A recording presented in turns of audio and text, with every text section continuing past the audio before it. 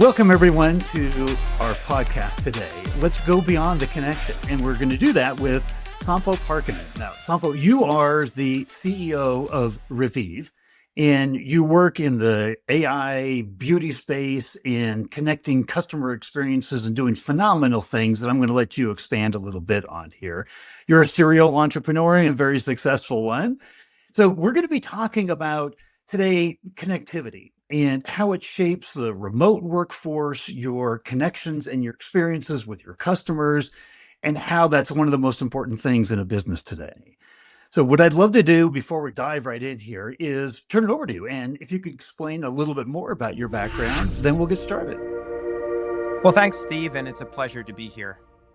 Definitely very happy to have this conversation. So, as you mentioned, I am the CEO and co-founder of Revieve.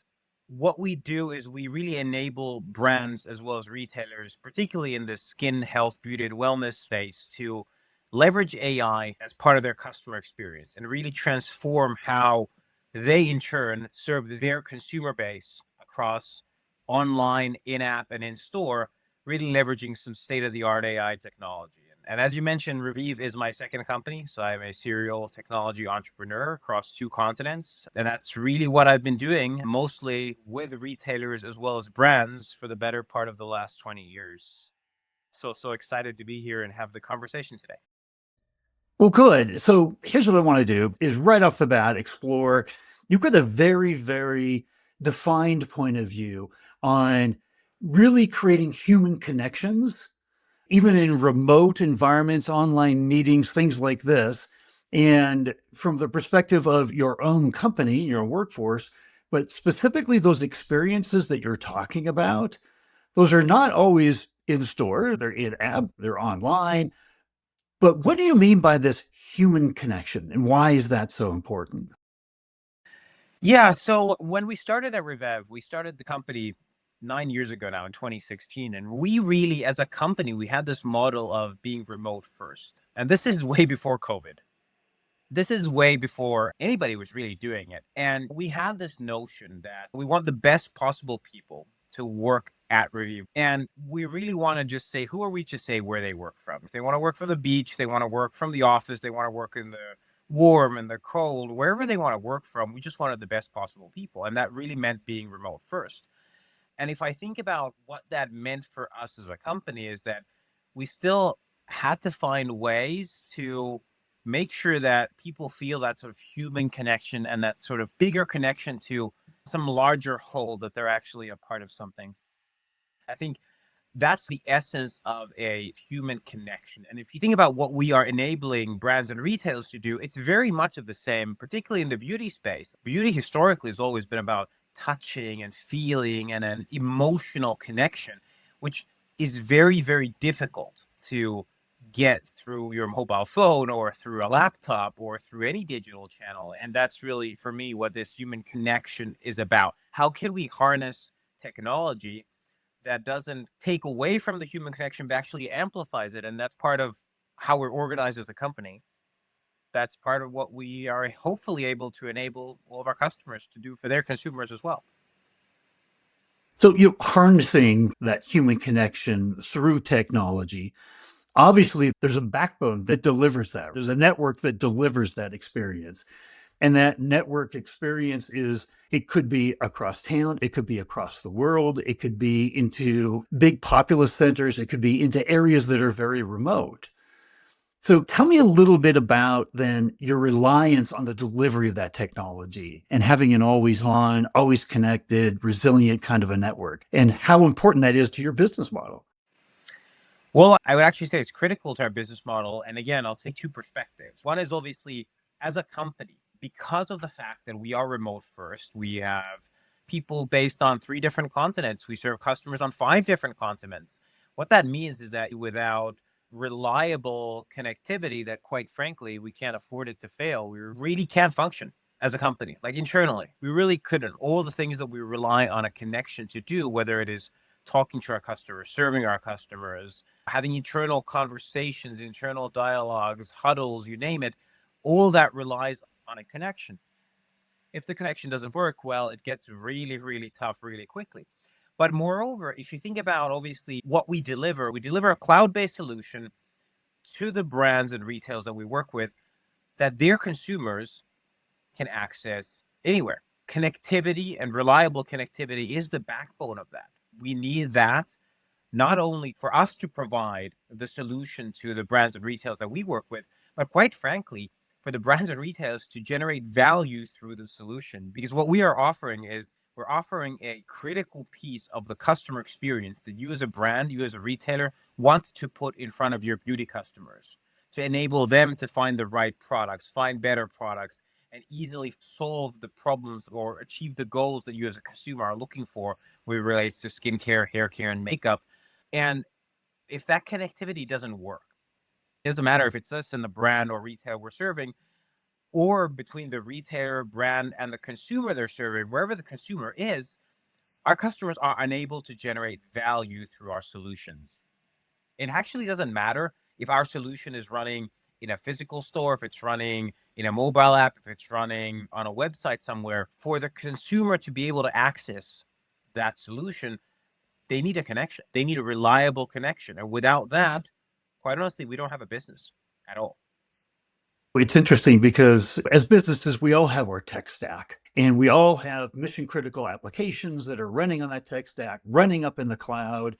But from your perspective, you deliver one of those applications that all of your clients are relying on. So in the customer service world, one bad experience really can take the longevity of the relationship, the lifetime value, everything, the trust that you've built, it erodes it in a second. So the delivery of that experience is ultimately important.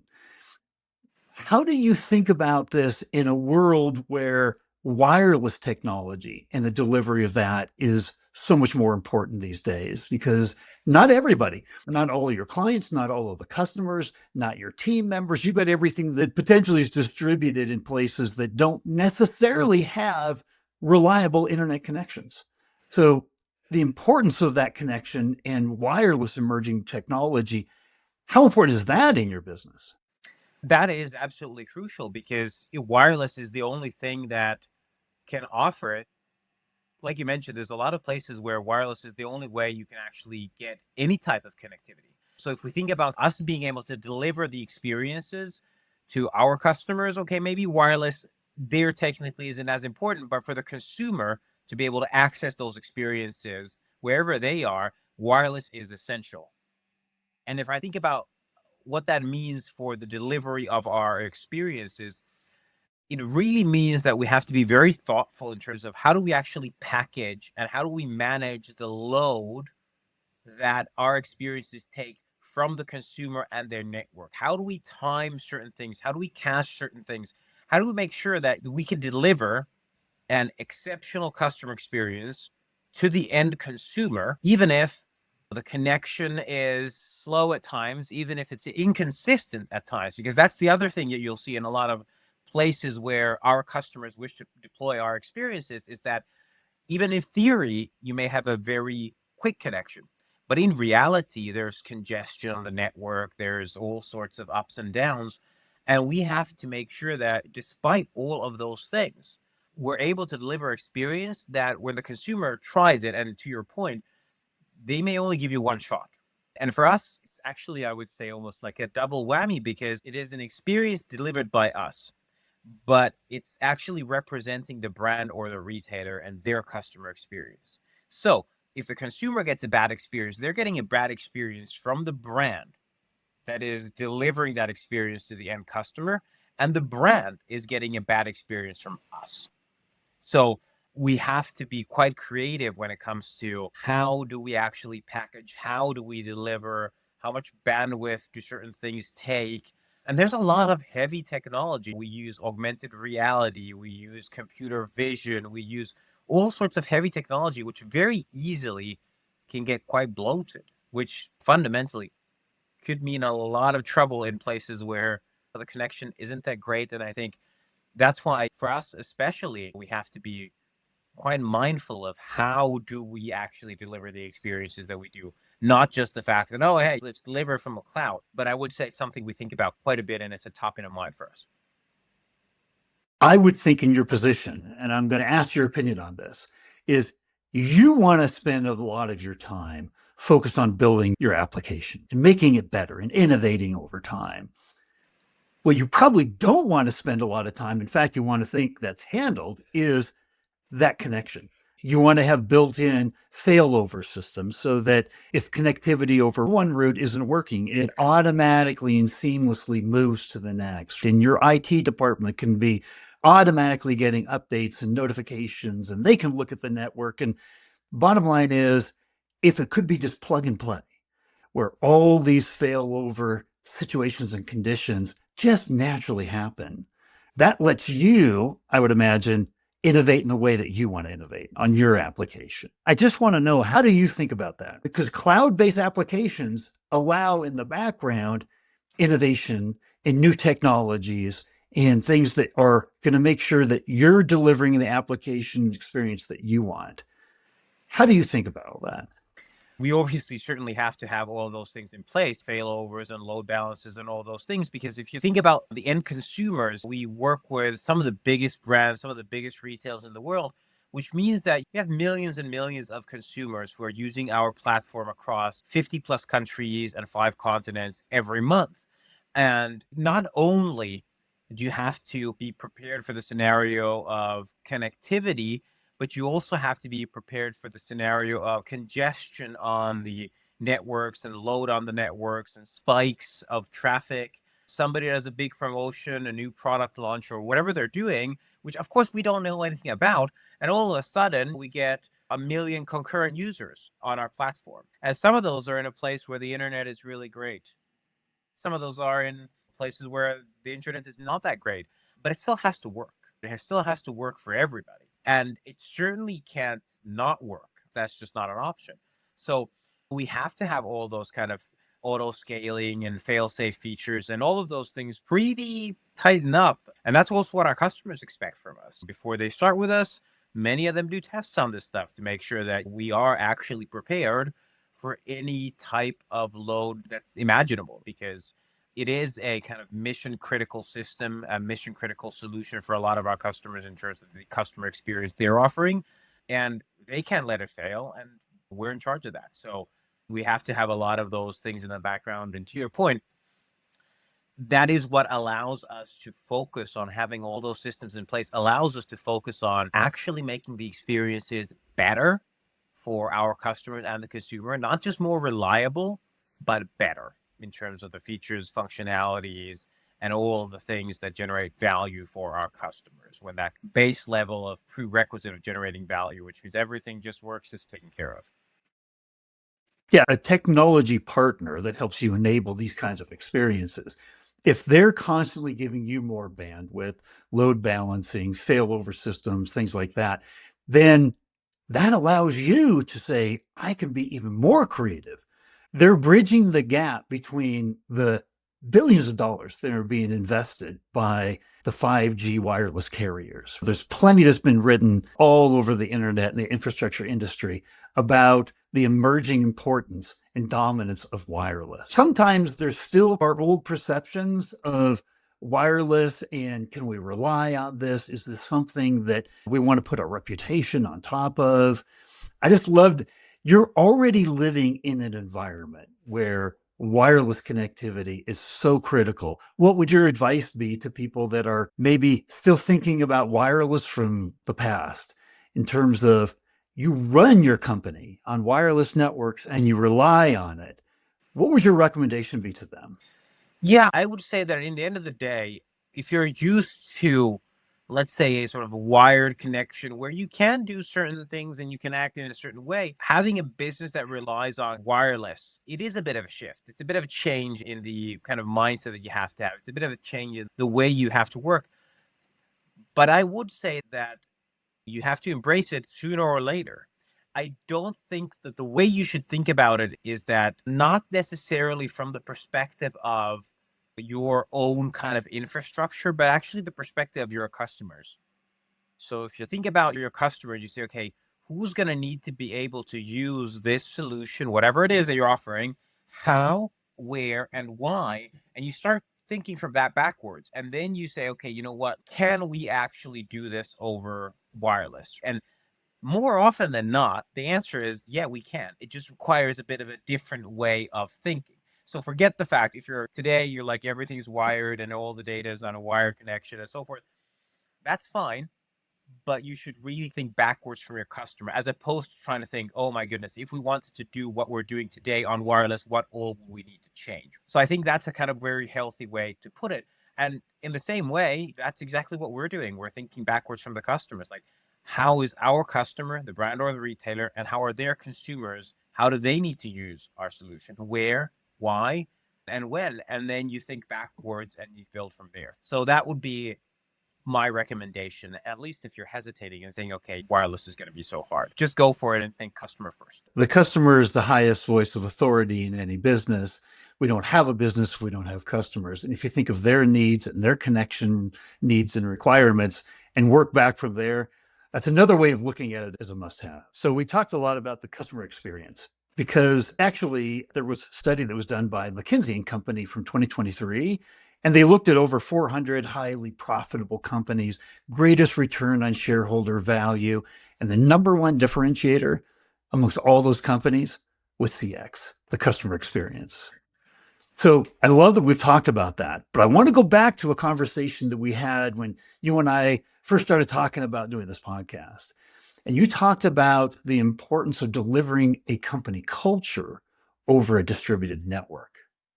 You mentioned up front that you were a remote first company even before COVID.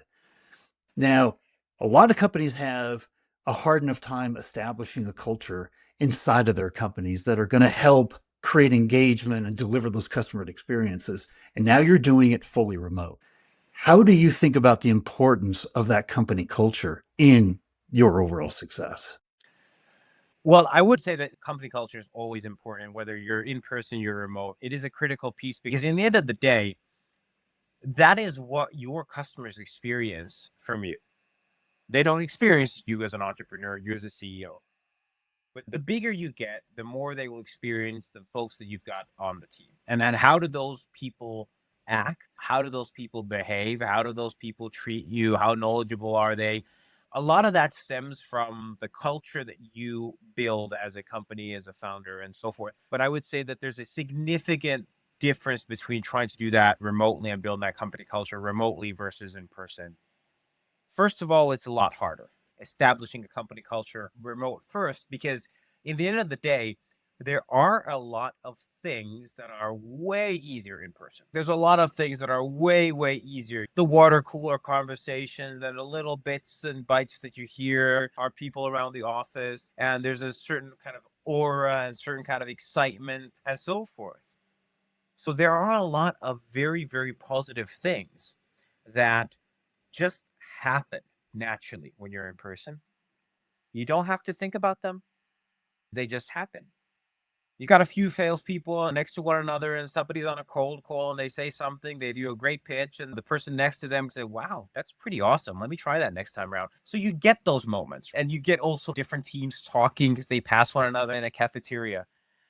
And when you're remote, you have to be really thoughtful of how do I enable those moments and those types of interactions when you recognize their value, but they just don't happen. You have to be very active and facilitate those. And then at the same time, you also have to be very thoughtful of saying, okay, how do I facilitate those? Well, you could just say an easy answer. Let's just have all the teams talk and let's have Zoom calls between all the teams.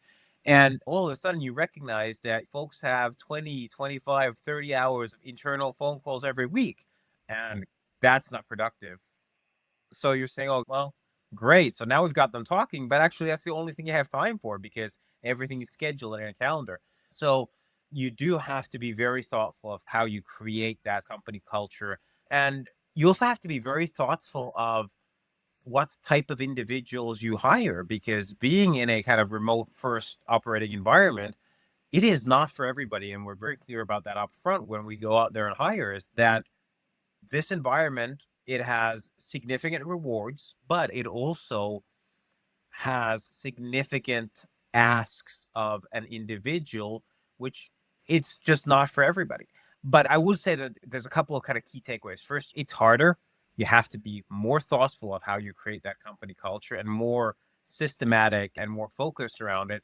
And I would also say that now and again, you do have to also do in person. So you do have to be thoughtful about bringing the team or parts of the team together in various sort of surroundings to really still connect, because that human connection, it doesn't matter how much you try and it doesn't matter how much you facilitate. In the end of the day, there is no replacement. So even if you are 95% or 98% remote, take the time to do that 5%, 2%, whatever it is, in person, because that is the backbone of then being able to do that 98% or 95%. Yeah. Well, I'm going to put all this together. The importance of company culture, the importance of delivering a superior customer experience, that just having your application work in all environments and all situations. If I were to take away that trusted, reliable, always on, always connected network, if I was just going to take that away and you couldn't trust that connection, what does that mean to you and your business? Like, how does that make you feel? I guess not just how it would make us feel, but what would have practical implications. I would say that we would have to really shift around how we operate as a business. So I think for us, losing that connection would be the equivalent of what happened to companies doing travel when COVID started. They had to completely reinvent themselves. Like, how do we do business? What is our business in the first place? How do we get it done? What is the value we generate for customers? How, where, when? We would have to rethink and re-engineer the entire company if that was the case. And we would have to think very carefully. We're very fortunate today to be able to rely on that connection because it's enabled us to have a distributed team across 3 continents, time zones from the West Coast of the US all the way to Japan and everything in between. And we are very fortunate to be able to work with more than 120 brands and retailers across 5 continents and 50 plus countries. And it's all been very natural.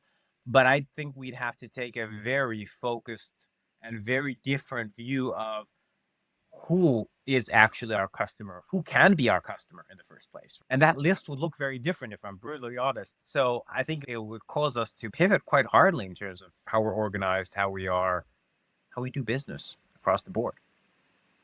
Yeah, the very business model itself. We've talked about a lot on the podcast. And if you had to say there's one takeaway that you want the audience to take away from this conversation as it relates to your business model, your success, your long-term growth, and the importance of an always-on connected, resilient network, what's the one thing that you'd want us to take away?